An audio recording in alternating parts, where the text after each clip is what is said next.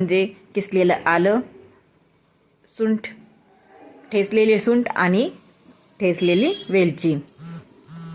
गरम पाण्यामध्ये वेलची, सुंठ आणि आल्याला मस्तपैकी चहा पावडर टाकून उकळून घ्यायचं. ते चांगलं उकळून झाल्यानंतर त्यामध्ये टाकायचं दूध आणि दुधाच्या चहाला उकळी आल्यानंतर त्यामध्ये वरून टाकायची ती म्हणजे तुम्हाला लागणारी साखर. साखर तुमच्या चवीनुसार कमी जास्त असू शकते.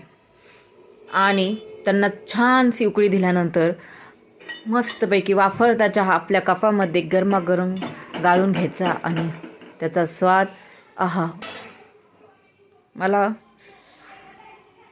खूप आवडतो माझा हा चहा. त्यामुळे ह्या चहाची रेसिपी तुम्ही नक्की ट्राय करा. माझ्या चॅनलला सबस्क्राईब करा, लाईक करा आणि तुम्हाला ही रेसिपी कशी आवडली ती नक्की मला कमेंट करून कळवायला विसरू नका.